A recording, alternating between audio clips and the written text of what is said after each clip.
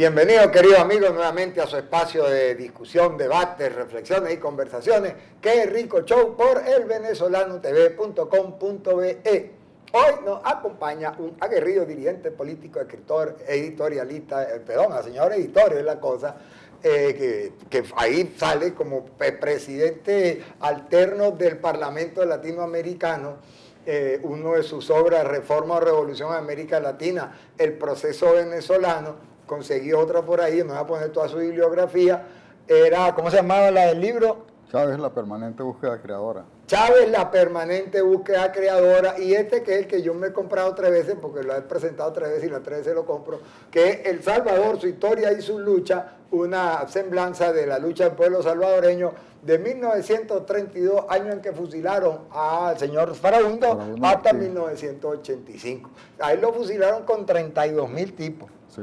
Porque la lucha obrera... Fue la forma como aplastaron la insurrección popular, particularmente la insurrección campesina del 32.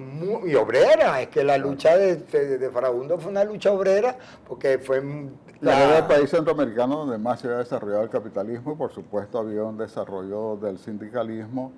La Internacional Comunista, el Buró del Caribe, había desplegado también... El Buró del Caribe era donde estaban los Machados. Sí, estaba también Salvador de la Plaza, estaban todos los revolucionarios de la época y habían desplegado una intensa actividad en Centroamérica, pero partiendo de ese núcleo revolucionario de El Salvador. ¿Usted sabe por qué había tanto obrero en El Salvador? Claro, porque se había desarrollado el capitalismo. Fue al revés, el capitalismo les metió a los campesinos salvadoreños un desarrollo como clase obrera en la construcción final del canal.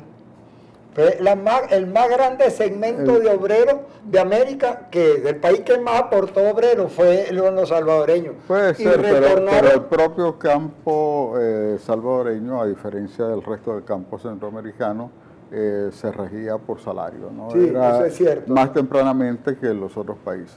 No había el latifundismo había sido desplazado por el capitalismo del campo. Eso sí.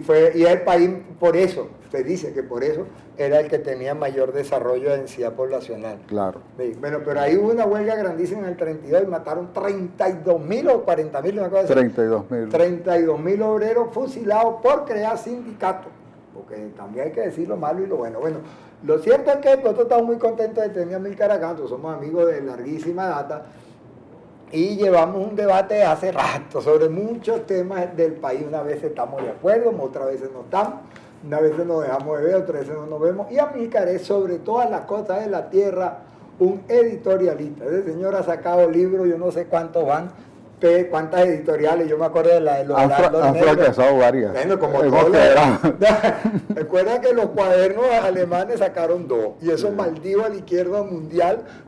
El que pasa de 2 es un héroe. Y te ha sacado como, en la editorial Trinchera ha sacado como 20. En la editorial Trinchera estamos cerca de 40 títulos. Ay, pero también en los Heraldos Negros sacamos aproximadamente 16 títulos. En Abrebrecha sacamos un poco menos, pero han sido distintas experiencias y se ha ido acumulando experiencia, siempre con la idea de editar para la batalla de las ideas. Bueno, un texto muy importante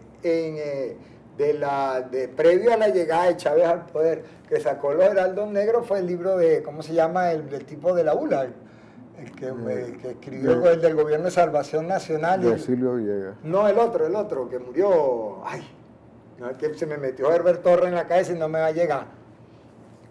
Sí, vale, que nosotros hasta juntos salimos una noche cuando lo presentaron en el centro, nos fuimos él, tú y yo. Nos fuimos para el centro a conversar sin tomar ni una cerveza porque somos atenos. Bueno, lo cierto es que ese libro tan importante del chavismo, yo lo anoté en bueno, se sacó un libro previo a eso que fue una república. Clever Ramírez. Claro. Clever Ramírez, ya me llegó poco a poco, yo no me apuro con los nombres porque me pongo nervioso. Claro, lo que pasa es que el libro de Clever no lo hizo Editorial Abrebrecha. Se pero hizo en otra parte, pero nosotros ayudamos. Abrebrecha no, ese fue con los Heraldos Negros.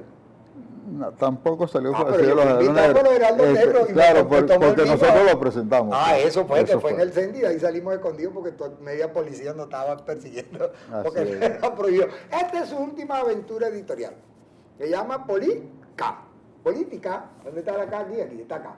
Este es un periódico con características de revista ideológica de debate ideológico y de revisión de economía, que tiene bastante contenido. Yo me lamí ese puñal, yo fui a la Feria del Libro y me conseguí con Amílcar y me vendió un pocotón de ejemplares y me lo leí todito, y allá hay material para el debate.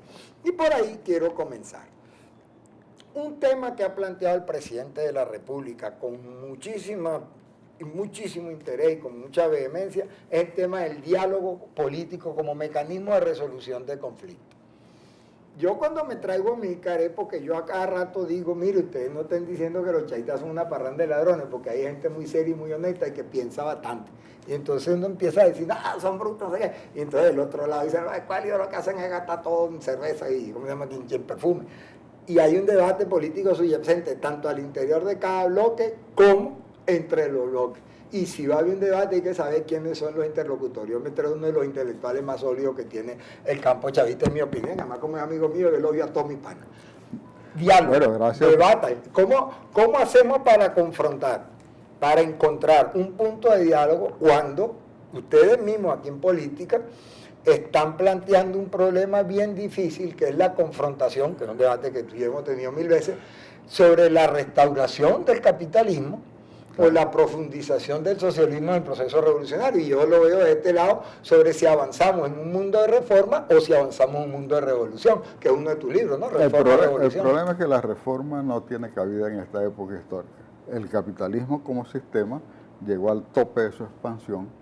El capitalismo como sistema, para seguir en su lógica, atenta permanentemente ya no solo contra el trabajo, sino contra la propia naturaleza. Entonces, necesariamente plantearse una búsqueda superior, y ya no estoy hablando del caso venezolano, sino para la humanidad, pasa por superar la civilización burguesa, pasa por superar el capitalismo.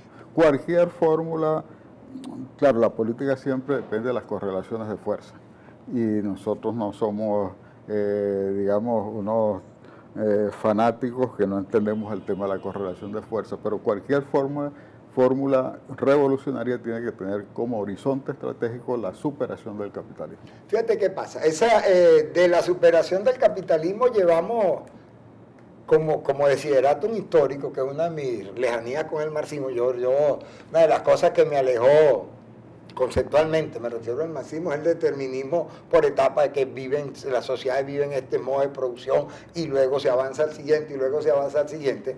Yo he escuchado bastante, pero yo creí, lo que uno hubiera visto desde 1930, la crisis terminal del capitalismo, se ve pero muchísimo más grave y más profunda en el 2008, y hay signos de recuperación y estabilización de la cifra, al menos del segmento norteamericano, al extremo que el Banco Europeo está planteando las posibilidades de tasas negativas como mecanismo de recuperación. Eso es bien osado, eso nunca lo hubieran hecho en el 30. El conductor eres tú, pero nos están haciendo señas que se terminó el segmento. Pues entonces ya venimos, te voy a comer la política.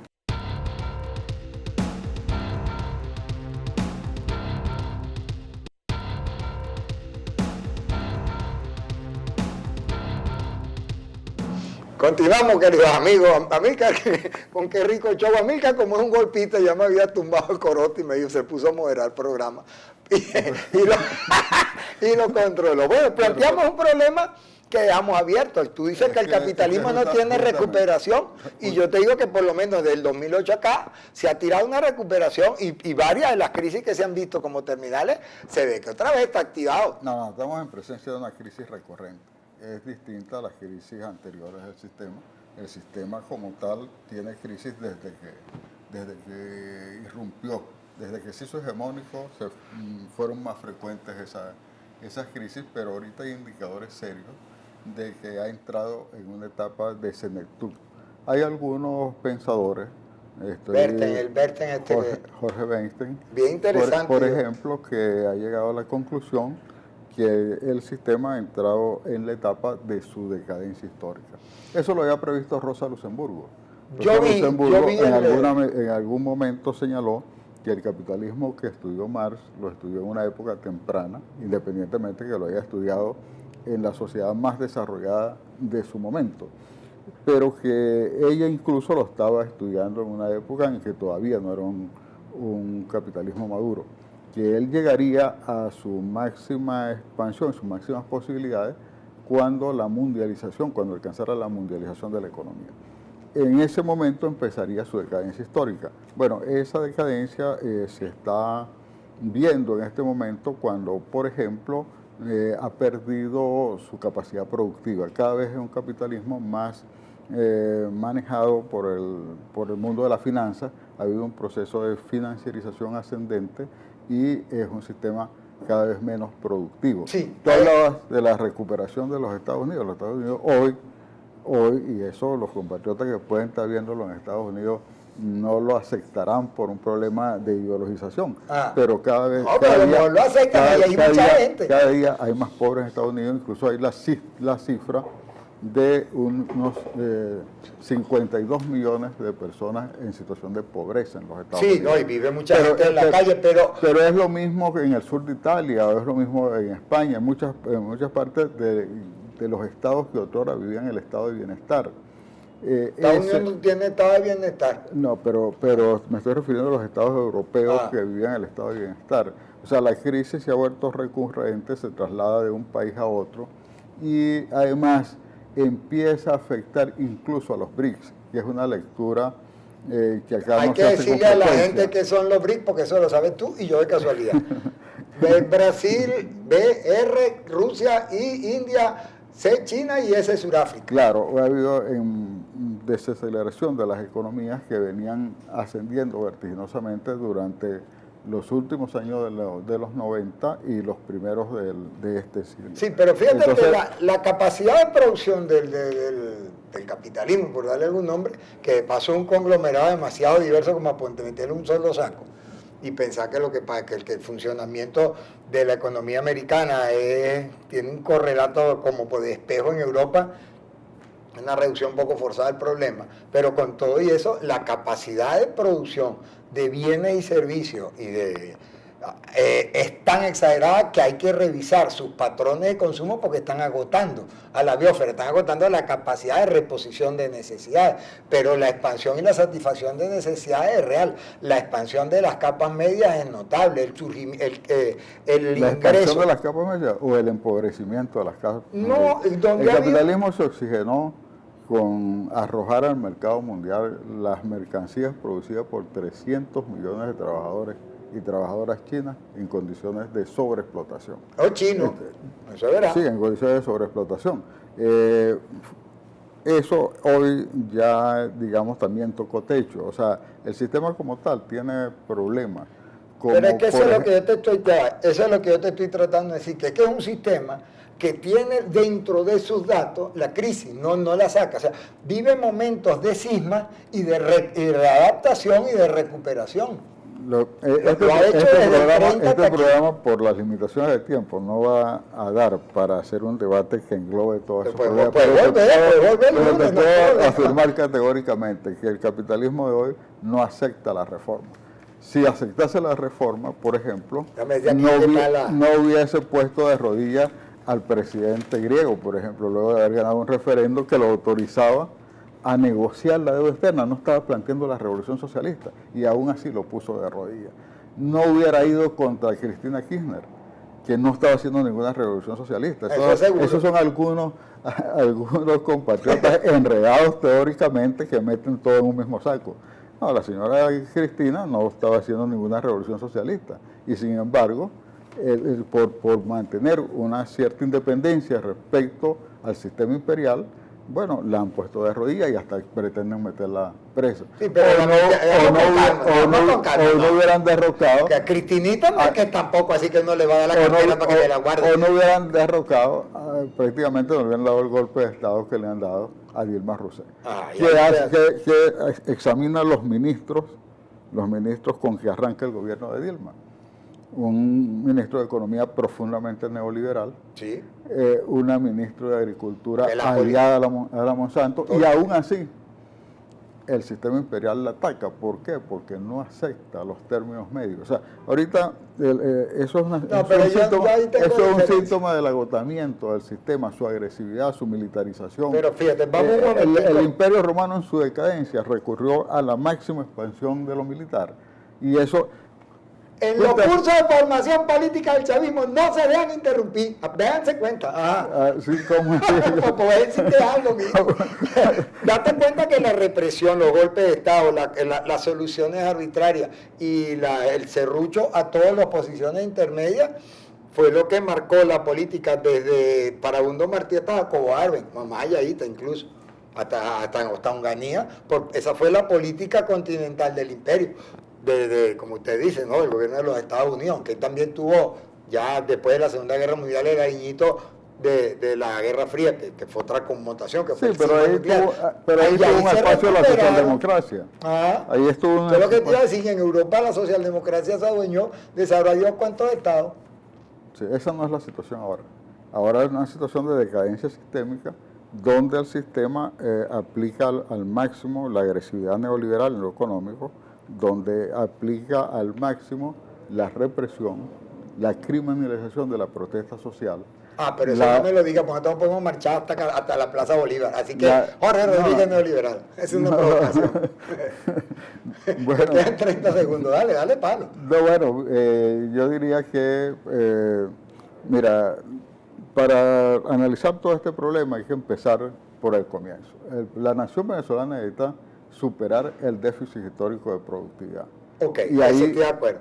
Y ahí retomaríamos la discusión en concreto, porque situarse frente a ese problema se sitúa desde dos ópticas diferentes. Ya venimos, producción o distribución, ya venimos.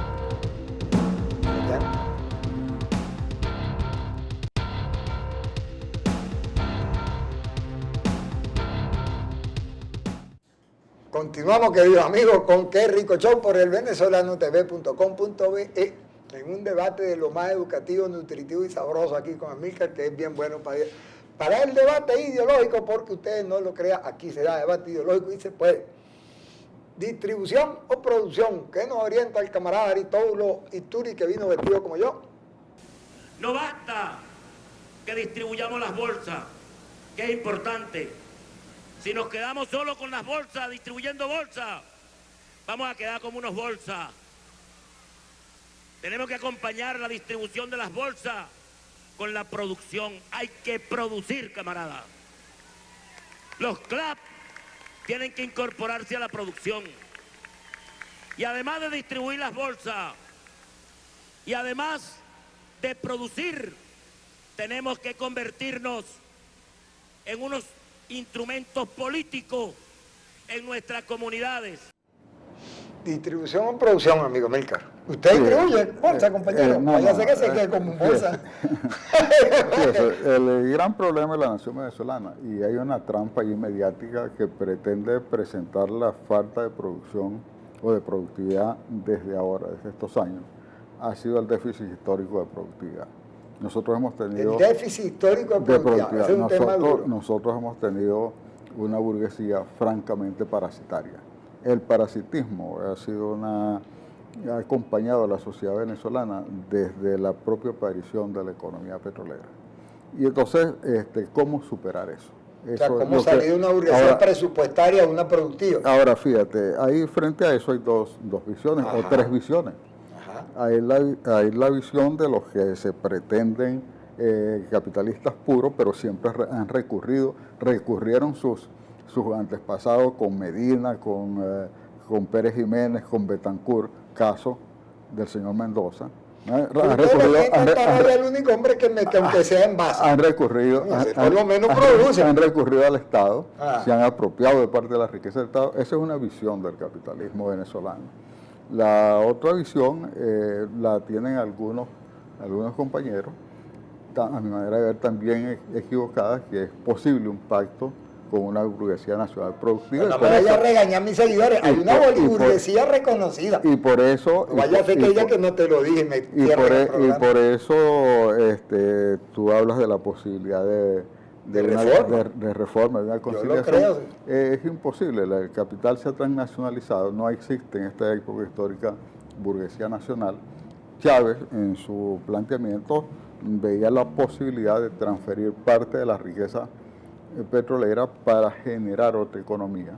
O sea, batir simultáneamente. Este no es un buen ejemplo en el momento actual. Batir simultáneamente ¿verdad?, el déficit histórico de productividad y batir las tendencias acaparadoras, liquidadoras, Tú dices batir en el explotadoras. sentido de derrotar históricamente. Derrotar Ajá. históricamente, claro. Era darle vuelta, porque batir, que es lo que yo estoy proponiendo, es distinto a tratar de hacer un encuentro. No, de derrotar históricamente. Eso es el tercer planteamiento del asunto. Okay. Mira, nosotros hemos sido los peores propagandistas de nuestra propuesta. En Venezuela, La realidad también. en Venezuela hay comunas exitosas y los chavistas no las reivindican. ¿Por qué? Porque nosotros... ¿Cuál? La Fabricio Ojeda, por ejemplo. No. Porque Estamos eso quería decir, si ya muy bien. hay fábricas recuperadas y bajo control de los trabajadores. Me estoy refiriendo, por ejemplo, a Alfareros del Gres en Barquisimeto, La conozco. que ha aumentado la productividad.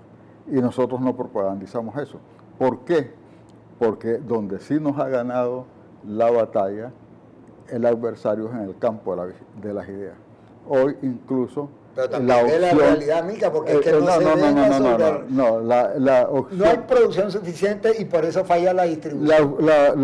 No hay producción suficiente porque usted le da cualquier cantidad de dólares a esa burguesía parasitaria, o lo hace y saca los productos para venderlo y dolarizarlo fuera, o importa y esconde los productos y los saca a secútica. El caso, por ejemplo... La maldad ya no es suficiente explicación. El caso, por ejemplo, de la importación de fármacos, esa que se consiguió en los galpones de la Victoria, es absolutamente gráfica, ¿verdad? Pero también la que se consiguieron en la Junta, pero no sé cuánta medicina vencía en el CIFAR, como se llame, que es un depósito del gobierno. O sea, que no necesariamente es una especie de malvados sentados en la noche para quitarle los medicamentos al cáncer normal, a los pacientes oncológicos, sino que hay un concepto de distribución y producción que debe ser revisado. Claro. Pero hay que batir la lógica capitalista para poder dar un salto adelante. La lógica capitalista, para ganar más no suena mal. No, la lógica capitalista es esa de la máxima ganancia por la vía que sea. Asaltando Cadivi, asaltando por aquí y por allá, arrebatando, parasitando del Estado, en fin. Hay una cosa que garantizo en 7 Biblias, que usted es un hombre honesto y porque además es más limpio que el talón de la bandera, porque lo conozco demasiado. Pero en Cadivi metieron la mano no necesariamente capitalistas perversos. Claro. Los movimientos sistemáticos, los raspadores de cupo venían de los ministerios. Los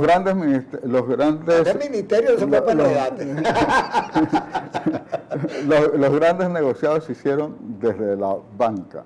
O sea, si algo ha tenido sí, señor, ¿y quién tenía el control? Eso es verdad. Yo coincido en esa denuncia. Si algo ha tenido este proceso, que ha tratado erróneamente con mano de seda al capital financiero. Ni le cobra impuestos, ni los ha expropiado, ni les ha hecho nada, y ha sido el tiempo histórico donde han tenido las mayores ganancias. Desde allí se planificó el saqueo a través de Cadivi, pero lograron corromper eso. Pero alguien agarró alito, ¿no? Claro, el que cayó en eso, cayó en la lógica capitalista. O sea, la lógica del corrupto no es la lógica del socialismo. El socialismo se edifica sobre una tremenda solvencia ética, o no se edifica. O no se edifica, por eso es que... Exacto. Yo no estoy defendiendo que ningún corrupto, yo estoy defendiendo la tesis de la necesidad histórica de la revolución, de profundizar el socialismo, de ir al socialismo. O sea, aquí lo que ha fallado hasta ahora ha sido la falta de socialismo y no el socialismo. Pero fíjate que cada vez que el socialismo avanza en Venezuela retrocedemos económicamente, no solo en Venezuela. Cuando el socialismo avanzó, por ejemplo, en sociedades tan cercanas como la nicaragüense, no lo logró, y hasta que se abrió los nicaragüenses como el pasa es que es un debate que no se puede hacer en tan corto tiempo. Está bien, pero es que lo planteaste, yo te invité a cosas más suaves. Por el problema siguiente, es que acaso lo que se ha llamado socialismo ha sido socialismo. No, claro que no. Entonces, ahí tenemos. Pero entonces, ¿por qué estamos copiando un modelo que no sirve? No. Aquí no se ha copiado nada. Bueno, la inspiracioncita tiene, aquí no se ha copiado nada. Aquí se etiquetan cosas que no son. Y lo que sí yo estoy seguro es que en esta época la reforma no cabe. Bueno, la próxima pelea, que esta pelea empezó en 1979, es que la mejor forma de superar los problemas socioeconómicos de un país, readaptando su producción y corrigiendo la injusticia, es la reforma. La mejor solución es una revolución y una transformación profunda de la propiedad de los medios de producción y sus formas de conducción. Socialismo o reforma. Todo se pierde en el próximo capítulo. Muchísimas gracias, amigo mío.